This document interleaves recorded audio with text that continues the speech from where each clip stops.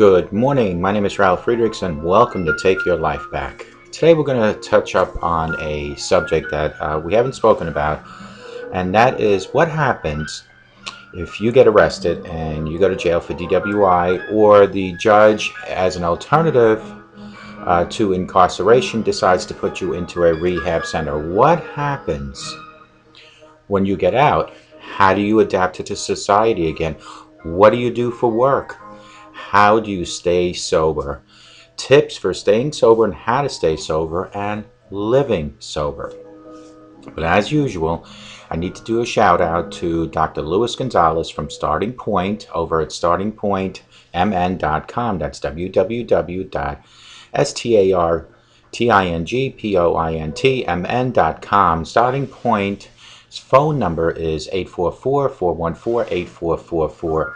Dr. Luis Gonzalez will help you with your addiction. He will go step by step from your addiction to your recovery. Each and every day, 24 hours a time. He will not, however, talk about your past. He is not a counselor or a therapist. He is an addiction recovery coach, as am I. On the other side of his business, he has where you can become an addiction coach.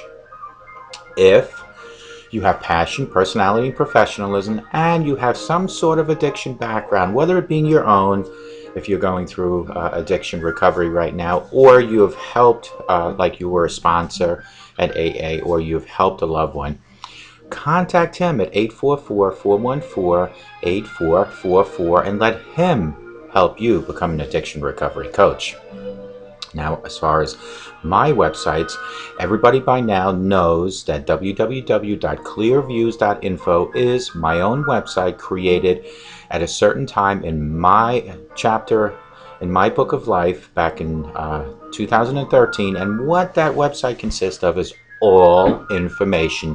The 411 on addiction, recovery, alcohol, drugs, statistics, videos, plenty of articles written by doctors, psychologists, and psychiatrists. They are the clinically professionals, or the clinical professionals here. I am not a doctor. I am not a therapist or a counselor. I, as Dr. Luis Gonzalez, am a master addiction recovery coach.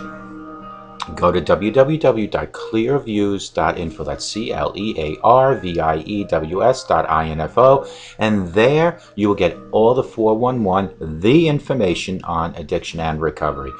My other website, www.clearreform, and the reform stands for reformation, transformation. I will help you reform from your addiction life to your recovery life. You can reach me there at 844-405-HELP, or you can email me at clearreform, that's CLEARREFORM.com. And if you don't want to talk to me via phone or email, you can certainly text me at 631-599-0218. Folks, this week, starting this Sunday, I will be at the Agape Church between the hours of 11 and 1, possibly a little longer if I need to, for the next 10 weeks. And I'm doing pro bono work for folks that need some addiction recovery coaching. I will be doing that pro bono for the church as my donation to society itself. And I do, as you hopefully believe in karma, when you do good, you get good. When you do bad in life, you get bad in life. Before we discuss all the things that I usually discuss with you, such as your book of life, such as being a role model, such as what methods can I utilize for my addiction recovery plan, such as what do I do when I come out of rehab and when I come out of jail, how do I adapt to society? Everything other than that last topic, which is how to come out of rehab and how to come out of jail and still live sober, all that will be discussed after this segment. And this segment is called Tips for Staying Sober, How to Stay Sober, and Living Sober.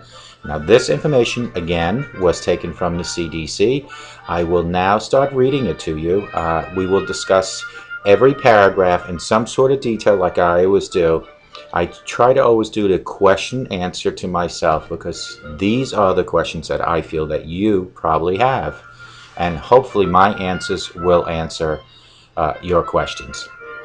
You've been in substance abuse rehab and now are re-entering mainstream society. So, you were arrested for DWI, and God knows maybe the judge put you away for a couple weeks, couple months, or even a couple years, depending on how many DWIs you had. Now you're being released from jail and you are nervous, and how will my family react to me? How will I look for a job? Things as that. Or you didn't go to jail, but the judge, instead of putting you in jail, decided to put you in rehab. You're going to face the same obstacles like coming out of jail. That is when you want to hire people like Dr. Luis Gonzalez at Starting Point or myself, because that's what we do. We are addiction recovery coaches. We will help you step by step on all your obstacles that you face coming out of jail or coming out of rehab. Anxious thoughts race through your mind as you try to imagine how your life will be now. You're nervous. Don't let the anxiousness cause a relapse in your life. That is a stressor, so you need to be careful. You want to stay sober, but you know there's always a chance of relapse. There are several things you can do to help ensure absence from drugs and alcohol.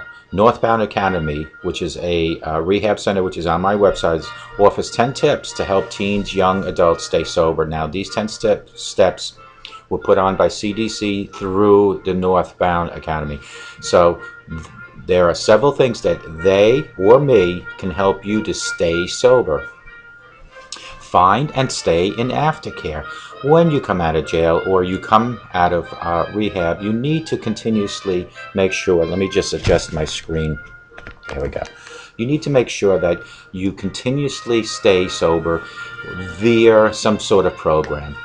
When you maintain a long, intense commitment to aftercare therapy and the 12-step meetings, you will discover the support you need to stay sober, and you will be in an environment of people who have been through the nightmare or are going through it with you. One of the most accurate predictors of relapses, overconfidence, and a minimization of aftercare. Don't become cocky because you just finished your time in jail or in rehab. I always say this: when you finish a rehab center, never, ever go back into your old abuse. And you need to leave that shield around you to protect you from all drugs and alcohol. Those that are realistic and seek aftercare therapy and participate in the 12-step groups have greatest success rate of sobriety. You need to keep busy. You have decided not to hang around with the people that you hung around with before you went into jail or the treatment center, because you do not want to be around drugs and alcohol anymore. And you really do need to really take inventory of your friends and kind of weed the ones that are a bad influence, not out of your life completely, but out of your social life. This is a great step, but it could leave you to feel lonely. When you do this, it could leave you feeling lonely. When you go to these programs like the 12-step or the treatment center, an aftercare treatment center, you will meet new people, people that are like peers to you, people that are either going through what you're going through or have gone. Call your sponsor when you feel that you want to use alcohol or drugs out of boredom, because you need to make sure that you don't fall into those habits again. Also, finding employment can help keep you busy. Not only will it help you keep busy, but you really need to find employment. You really need to generate yourself income to support your household. But not only that, but you need to become active in society again, and certainly going to a sort of unemployment just because you don't feel like working is not good. And I will tell you, and I've told you this before, part of my chapters in my book of life included 3 years of workman's comp where I didn't work due to an accident. Those 3 years accelerated my drinking by about 300%, up to the tune of 10 to 15 shots of vodka a day. Listen to the suggestions from the rehab you were in. They will interview you. They call it an exit interview, whether it's in jail or in rehab center. Listen to their advice. Listen to what they say. Drug and alcohol treatment rehab specialize in teaching addicts how to live without drugs and alcohol. They have a vast amount of knowledge and guidance based upon what has worked for their clients and what has not worked. They usually take surveys once a year. Be mindful of what they say and take to heart. Rehab facilities want their clients to stay sober after leaving treatment, and they offer tangible, good advice. I always say, listen. Don't talk as much. Just listen. Absorb the information they provide. Take care of yourself, and that is so important, because when you don't take care of yourself, if you don't concentrate on taking care of yourself, things will usually not work out to be too good. So you need to take care of yourself. There are many things that can trigger craving. Being hungry, angry, lonely, or tired can induce craving that you might not be expecting. Taking care of your body and your soul will help preempt risks. Eating right, getting enough sleep, and keeping a list of sober friends can help you take care of yourself. Include your sober friends to be your sponsors, possibly a person like me or Dr. Luis Gonzalez, an addiction recovery coach, people like your pastor at church, people like good friends that are sober anyway.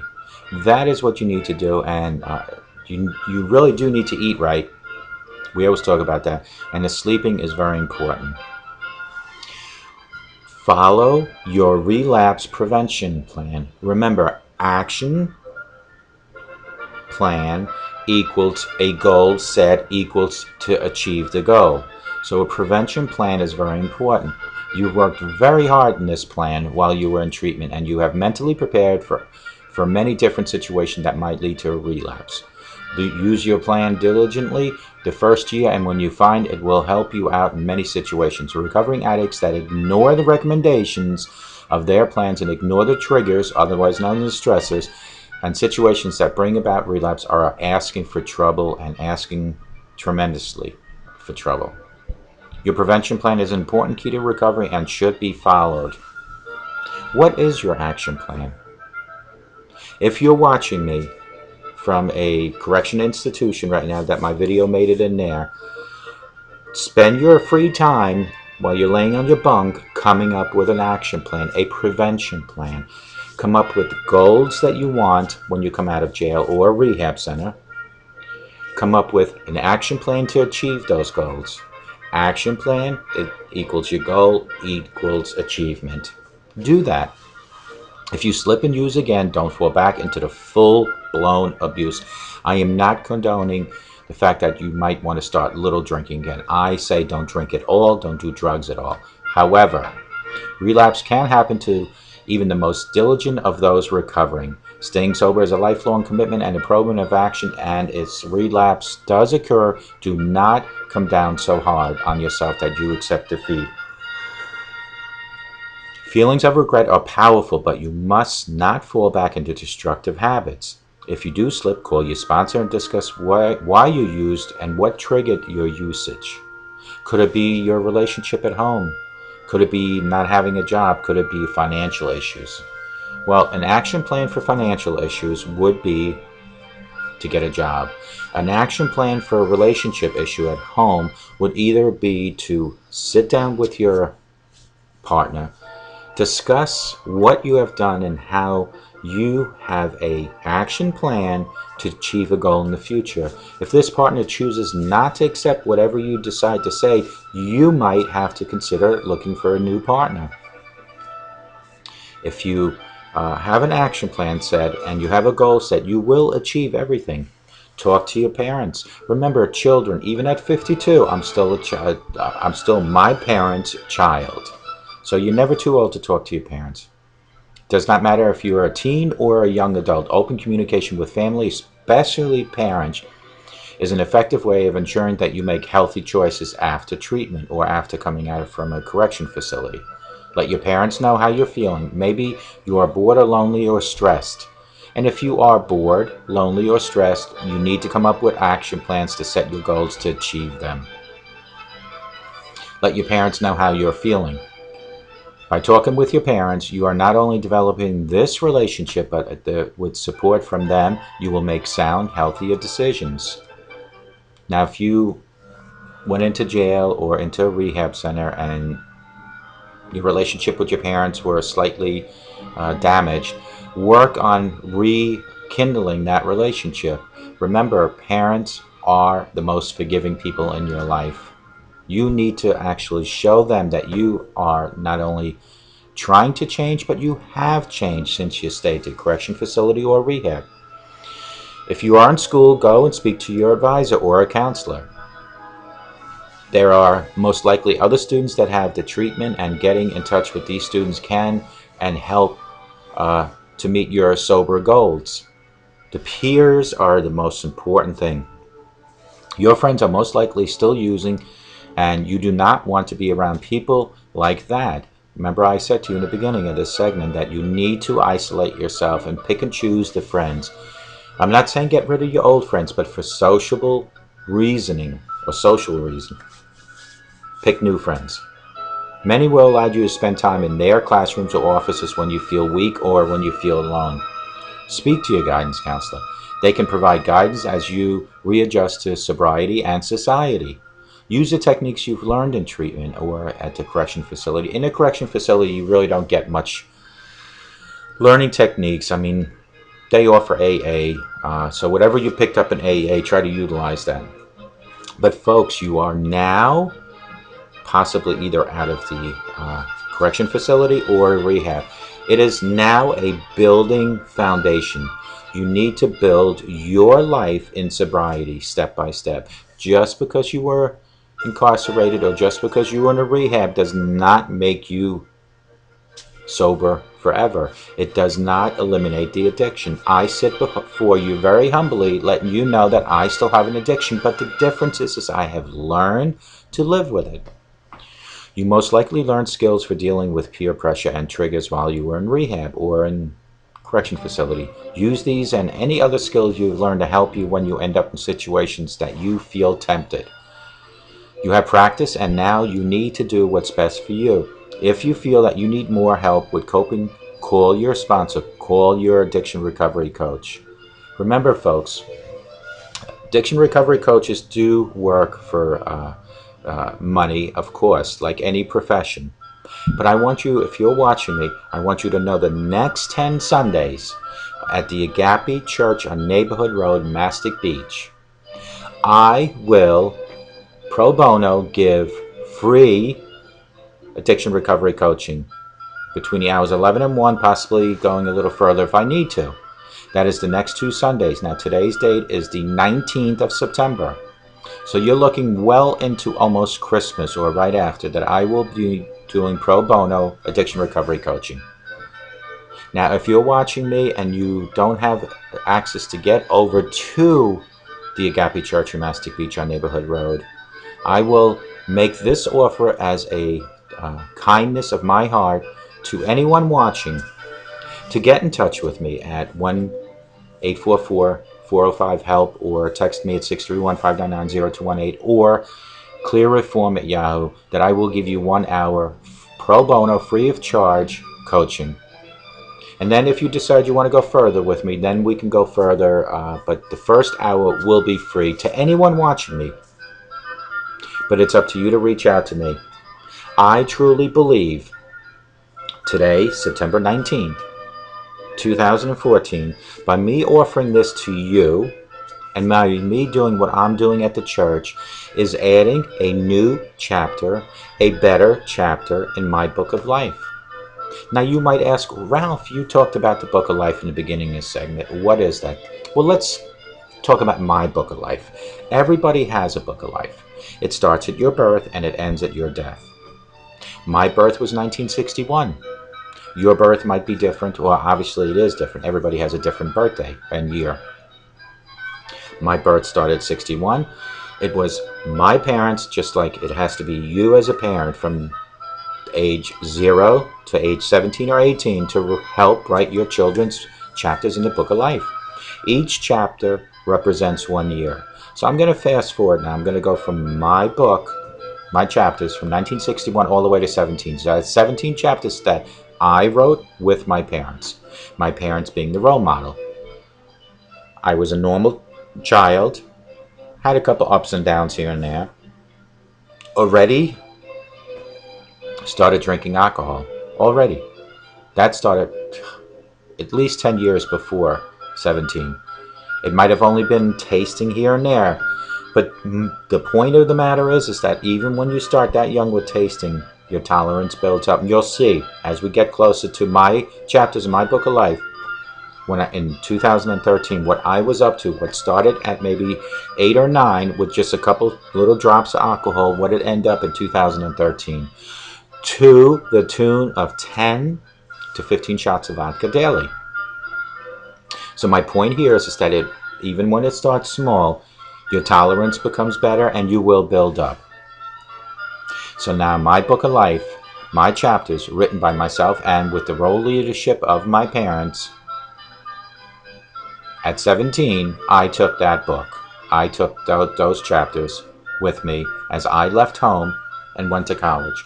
It is then that I started writing my own chapters in my own book of life. So let's forward now. Now we're going to go from 1979, college, into the Marine Corps, 1981. So now I have 17 years written by my parents and me, and then another 3 years that I wrote myself. So the alcohol now has increased.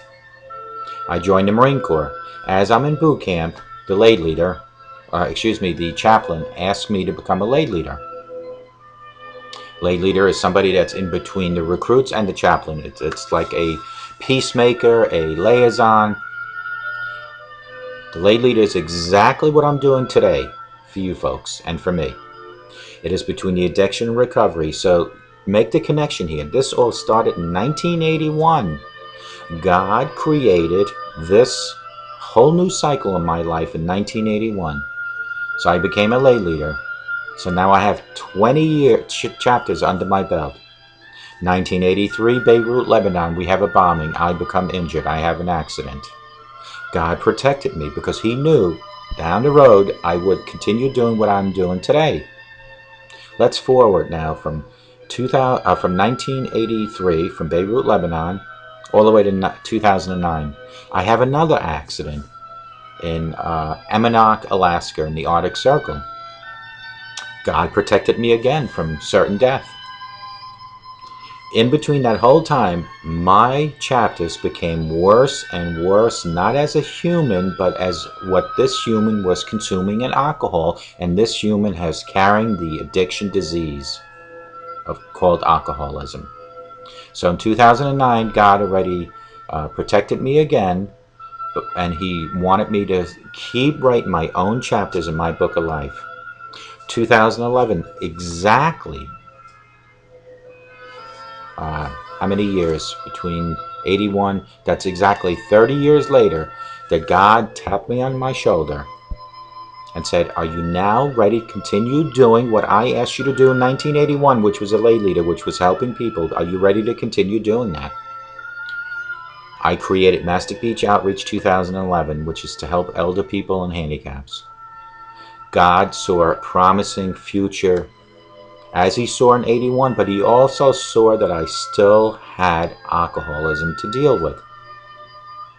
So God, being the great God that he is, sat back and watched me continue writing my book of life, knowing that it was just a matter of time that I would seek his guidance and his direction. I would hit rock bottom. Within 2 years, 2013, that's exactly what happened. When I hit rock bottom, I reached up to God and I asked for guidance and direction.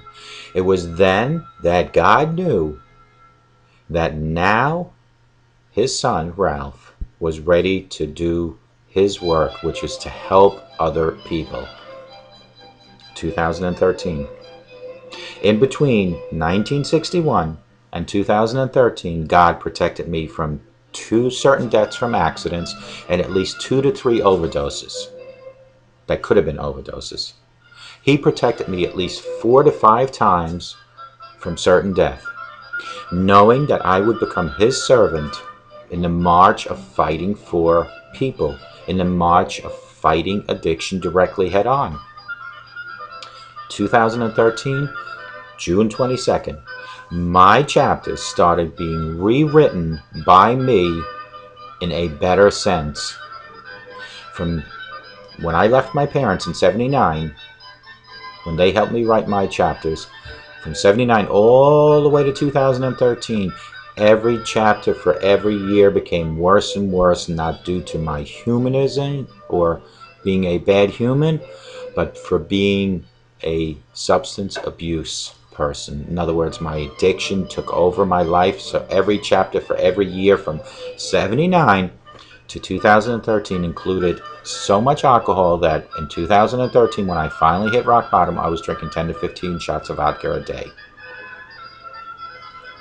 So here we are, June 22nd, 2013, and God finally got my attention, knowing that I needed my Lord to continue my fight for myself and for you. Out of nowhere, God introduces me to Dr. Luis Gonzalez from Starting Point. Dr. Luis Gonzalez is located in Minnesota. I'm located in New York. Dr. Luis Gonzalez said to me in so many words that he is overwhelmed, or not overwhelmed, but he was impressed on how I chose to fight my addiction, the methods I use for recovery, which is via my videos. Because I truly believe when you hear a voice and you see a face and you see my emotions and you hear my mispronounced words, you know that I'm a real person fighting my addiction daily like you need to, or you might be. So Dr. Luis and I, Luis Gonzalez and I talked, and I decided to go through his program, which is to mold me through his educational program, mold me into a master addiction recovery coach, which in 2014 I completed, and I am now a master addiction recovery coach. So folks, do you see how God works? In 1981, he knew I was going to do this in 2014, but yet he let me control my own life, because God does that for a reason. God wants you to get to the lowest point, so when you hit rock bottom, that you realize that you really do need your higher power in your life. Folks, from 2013 on, since I accepted the fact that I have a disease, when I stopped denying that fact, from 2013, my life has become better and better. In my personal life, in my professional life, and in my financial life. Because when you admit to God that you need his guidance and direction, you will see that you can count less on yourself and depend more on God, and he will provide. This is a lesson that took me a lot of years to learn, because I noticed my own brother and my sister. And I used to laugh about this, and you know, I'm ashamed to say it, but I used to laugh when they used to say, we will ask God. He will do what's right for us, they used to tell me, and I would giggle and laugh and say, well, listen, God can't pay your bills. God will not send you a check for Cablevision. But folks, what their point was is not that God was paying their bills, but that they were relying on him as the Heavenly Father to guide them in whatever direction and whatever financial crisis they were in, to guide them. And it took me to hit rock bottom to realize that, yes, my brother and my sister were always right. Always right. And I started doing the same. And I am seeing results daily. But just like when you hit rock bottom, it is not mere words of saying that I quit drinking that is going to sober you up. It's the actions. It's the daily commitment of sobriety.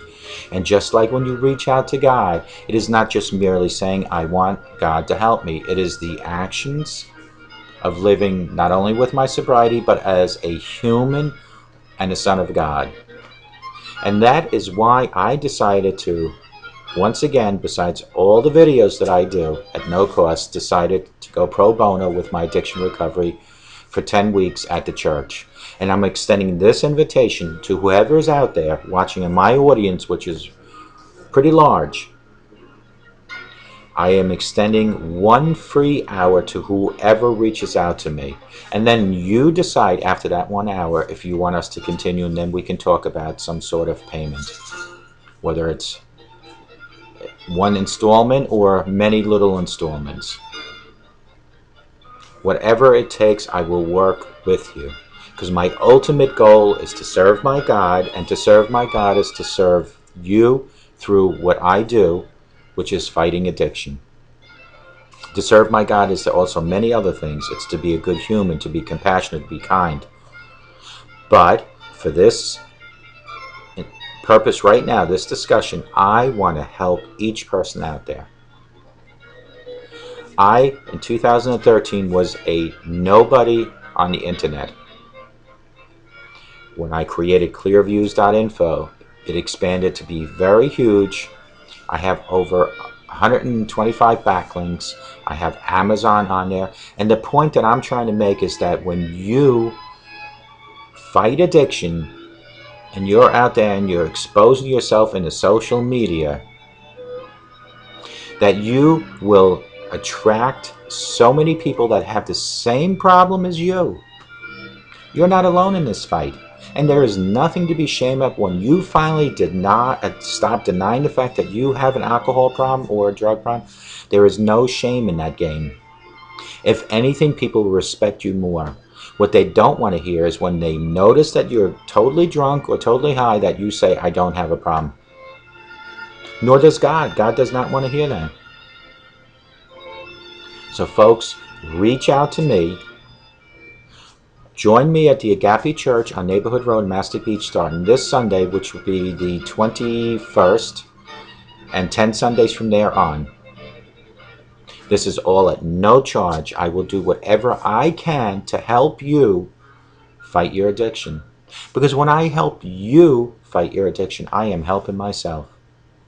And with the grace of God, I will continue fighting for a long time. It is all up to Him, and He has the bigger plan.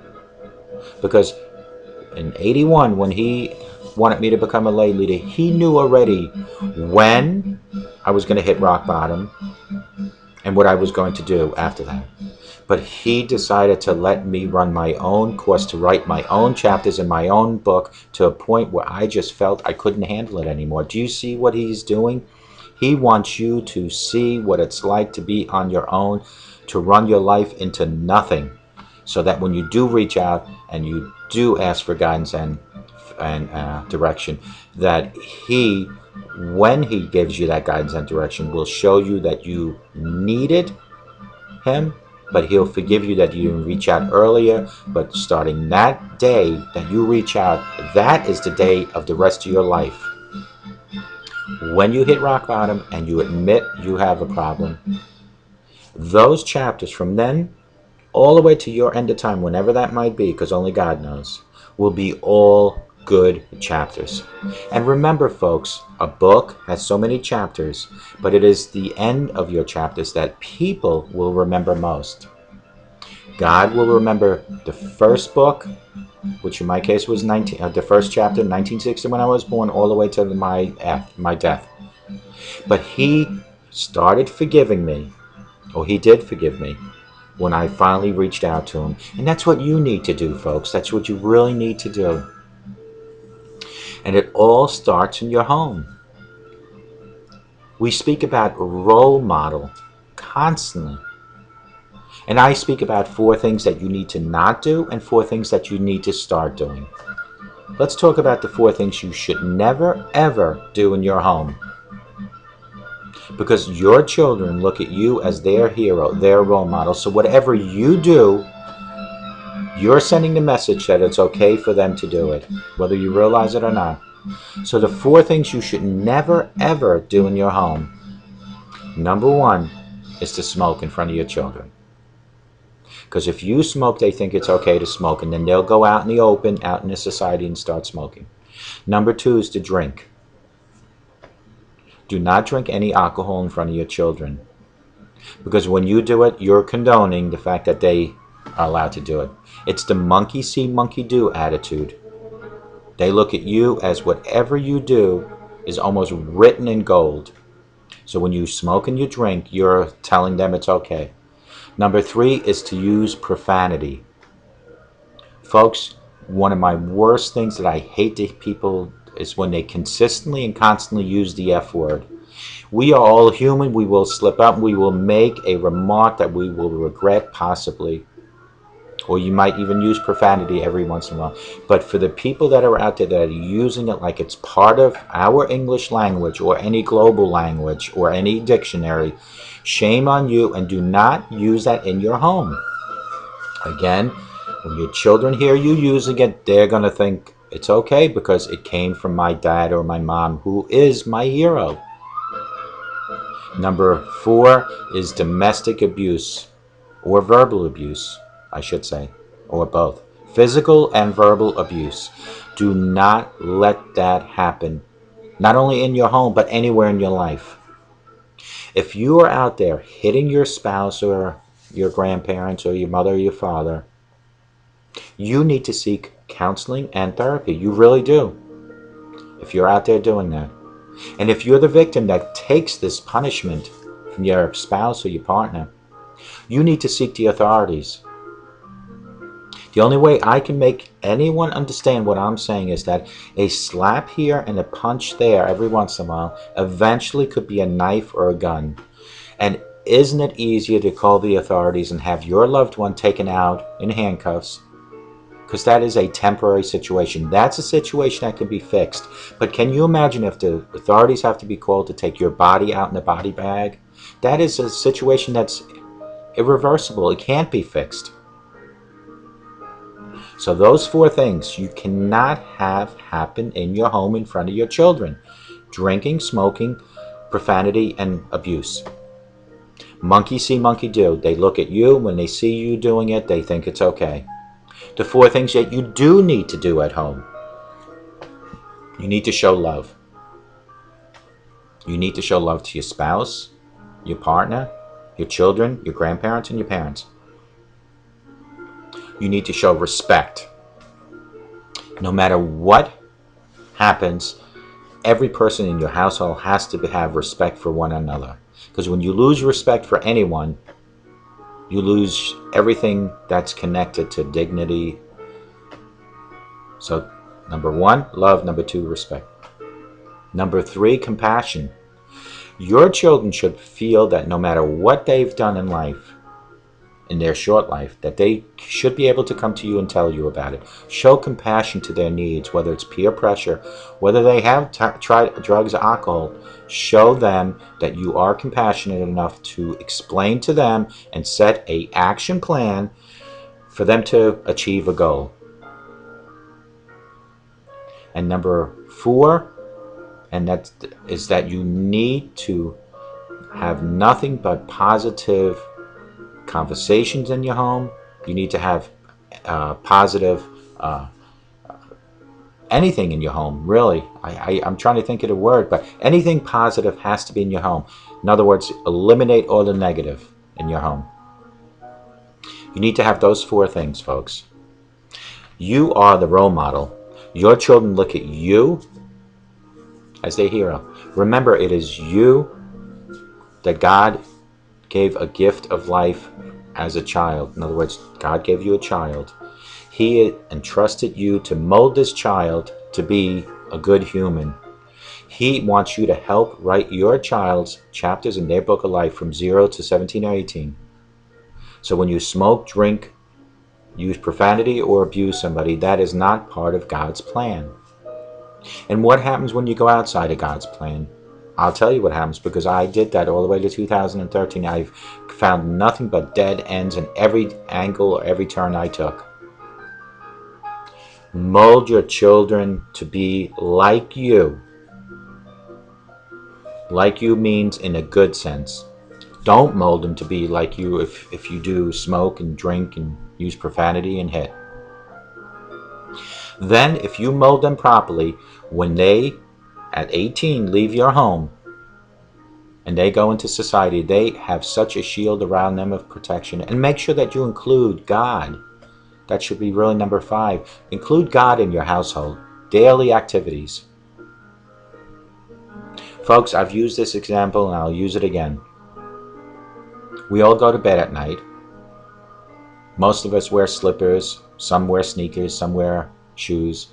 But we all do one thing in common, that we all take whatever slippers, shoes, or sneakers off when we go to bed, and we usually put them by the edge of our bed. Folks, take your slippers, shoes, or sneakers and shove them halfway under your bed.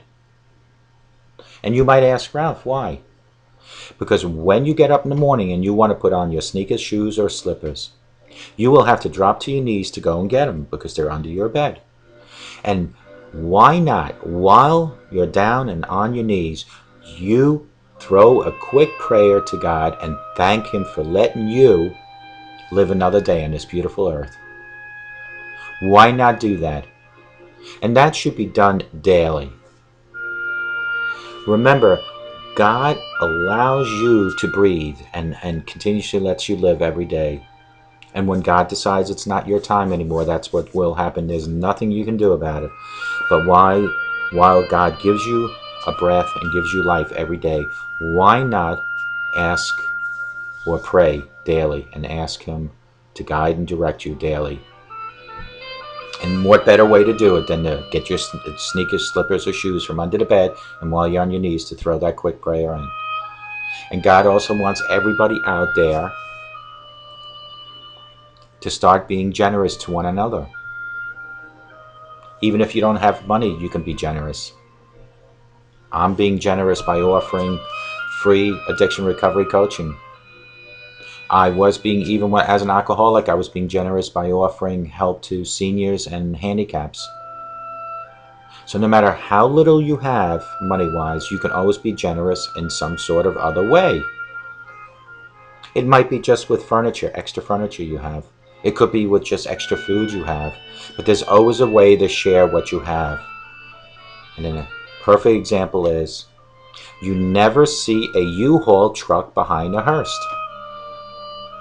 What does a U-Haul truck simplify or symbolize? It symbolizes your personal belongings. What does the hearse symbolize? It symbolizes that's you being taken to the graveyard. You'll never see your personal belongings following you to the graveyard. You came onto this earth with nothing, and that's exactly what you're going to leave with. So why not even load that U-Haul truck and share whatever you would have put in that U-Haul truck while you're living with people? Even if you don't have money, I'm sure every person has something extra of something. God wants you to share. Share your food. Share your furniture. Share recovery addiction coaching like I'm doing. There's always something to share. It's that simple, folks. But we all need to, as a community, start loving one another and working with each other. That is the biggest problem in the world, is that everyone is out for themselves. Can you imagine if God was that way? We wouldn't all exist if He was just out for Himself, because He is so almighty and powerful. But yet, He created Adam and Eve, and from there on, to give us all the chance of life. It is up to you and me what we make of our life. And I will tell you, as I sit here today, that if you include your higher power, my God, in your life will see nothing but positive results. Get rid of your addictions. Get rid of your alcohol. Accept your God into your life. Accept that He is the only person that will direct and guide you in the right direction constantly. You as a human do not have the willpower to do that yourself. You need that guidance and direction by God. So today, September 19th, if you're ready to give up your addiction, here are a couple methods that you can go by. Method number one would be AA. They've been around since 1936. They help millions of people. They have the 12-step program. If you're just starting today, you're going to try to do the 90-90, which is 90 days and 90 meetings. I did try AA for 4 or 5 meetings. I felt like I needed, and it probably would have worked for me, but I needed to be more actively involved, and that's just my nature. I like to be actively involved, whatever I do. That's when I created, in 2013, when I hit rock bottom, I created clearviews.info.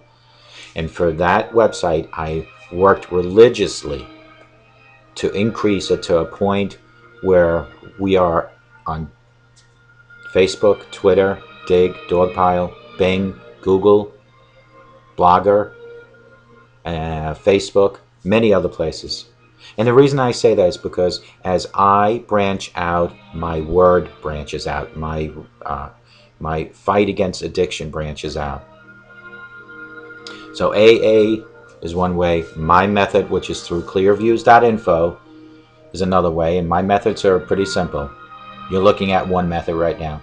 When I do these videos daily, it takes me 2 hours to prepare, an hour to make, and 2 hours to end with commercials. I want to make sure that people that are involved in my life when it comes to fighting addiction get their spots on my videos, like Dr. Luis Gonzalez. I want to make sure that there is always a video of inspiration in all my videos. I want to make sure that everybody hears the Power of Prayer video. That's included also. I want to make sure that people know what my story is about being a lay leader. That's included in this video. All these things are put into this video to help you understand that I am an average person like you, but me being an average person and you being average, we have one thing that is so in common.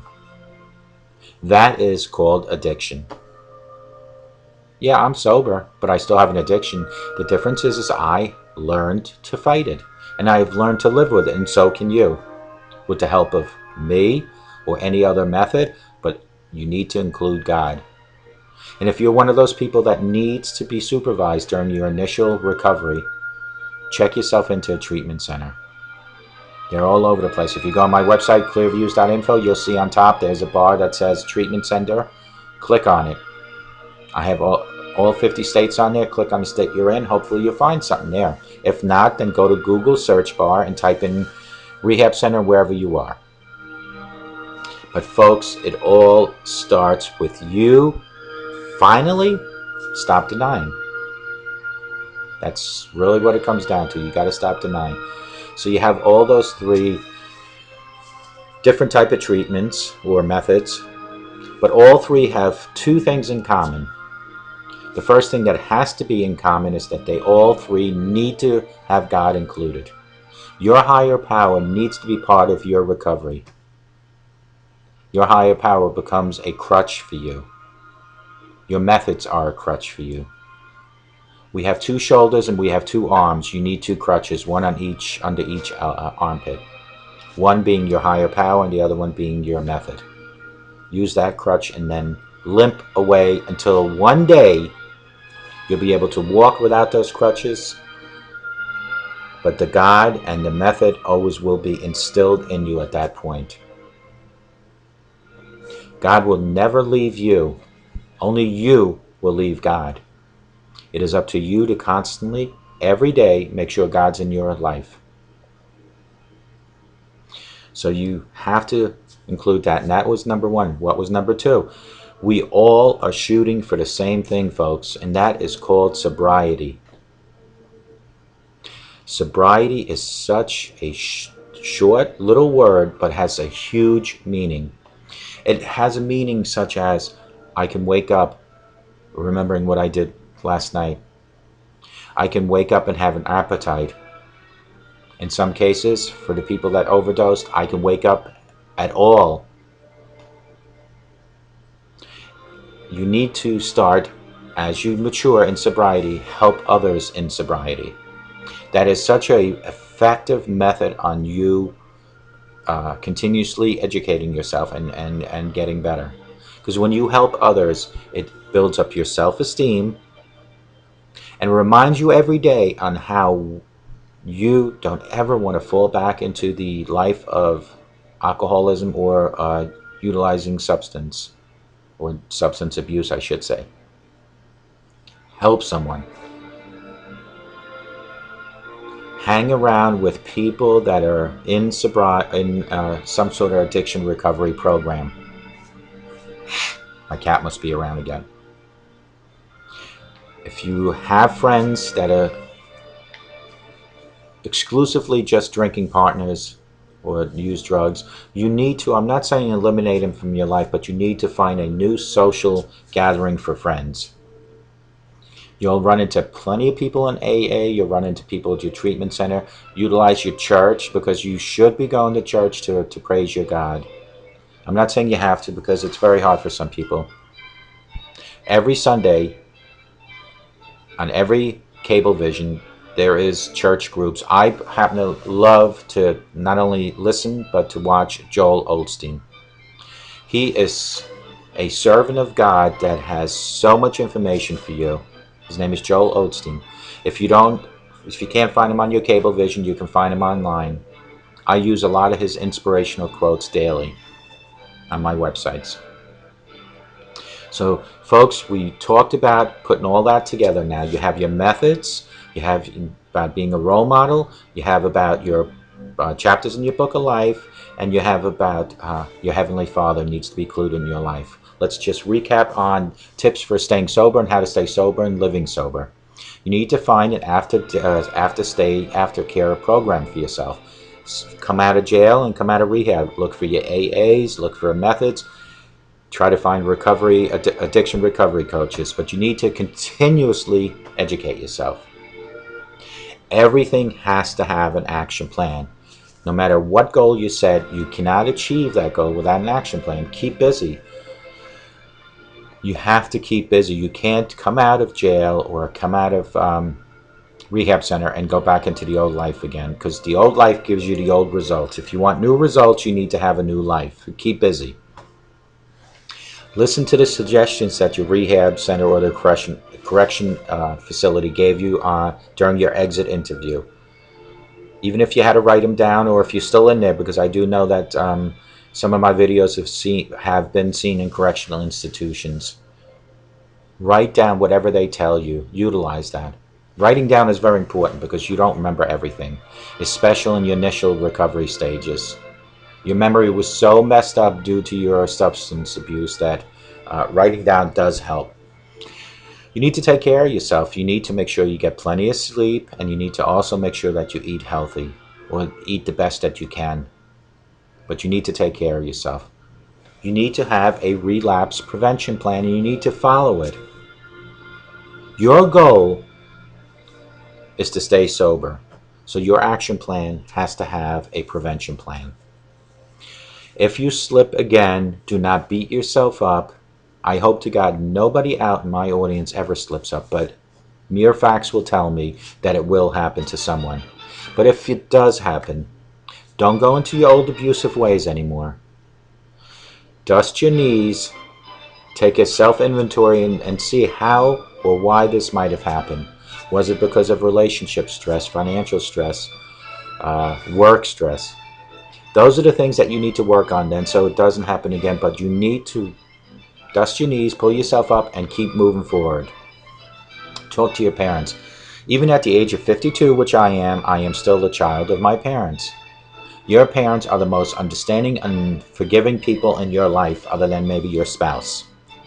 Talk to them. Develop a support network and safety net.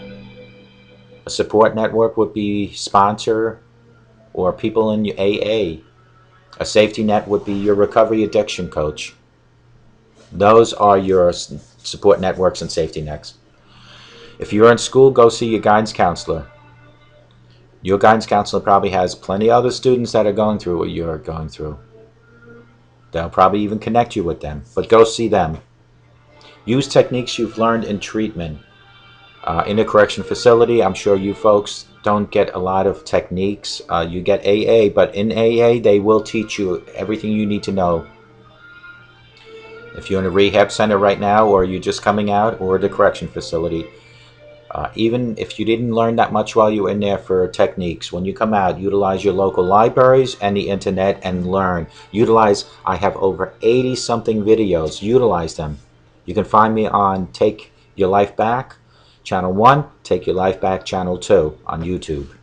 You can go to clearviews.info, CLEARVIEWS.info. I have over 80-something videos on there, folks.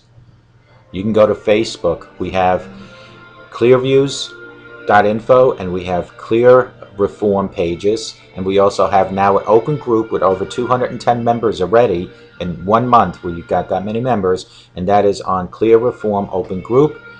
And you can certainly also utilize Google.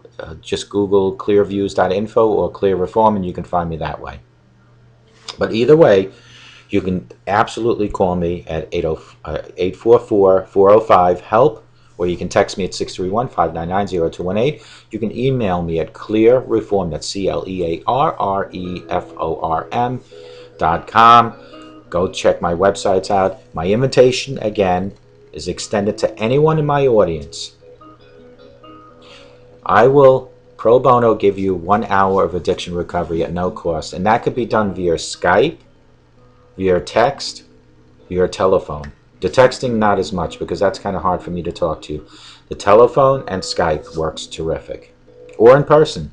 And if you are on Long Island, I will be the next 10 Sundays at the Agape Church on Neighborhood Road between 11 and 1, and possibly a little longer. Pro bono again, I will give out addiction recovery coaching. Pro bono means for no cost, folks, for anyone that didn't know that. That is my payback to society that I want to do, because when you do good in life, you get good in life. Those are chapters in my book that I will be continuously writing, and my goal is to be the best human and the most sober human possible. Let that be your goal.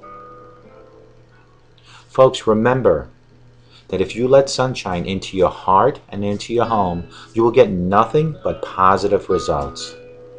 But if you continuously let the darkness inside your home or in your heart, you will continuously get nothing but negative results. And remember that a sober today will definitely give you a better tomorrow. That I guarantee you.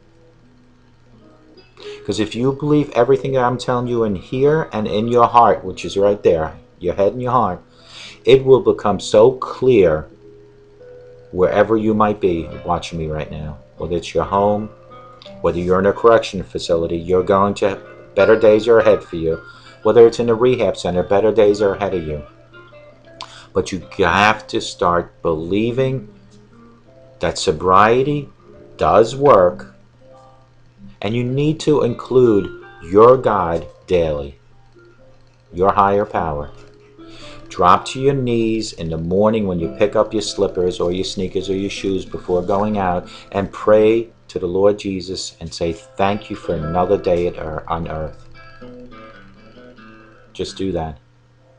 And start sharing. Remember the analogy, there's never a U-Haul truck behind a hearse. If you have nothing other than possibly some extra food or furniture, give that to someone to help them, because there are so many people worse off than you. Remember, when you wake up, you had a bed to sleep in, you had a roof over your head, and possibly you have food in your refrigerator to fill you up. There are people on this beloved earth that have nothing. And if we all had the mentality of sharing with someone, everybody would have something. So folks, let's all start doing that. I'm going to cut this short now because it's an hour again. I can keep going forever and forever. So we're going to have another show coming up on Monday. Sunday is going to be my my Sunday special inspirational video. I haven't decided what I'm going to do yet, but I will be working on that this weekend. As always, a sober day makes for a better tomorrow, and may God bless you, and keep reaching for the stars, and have a sober day. God bless you. Bye-bye.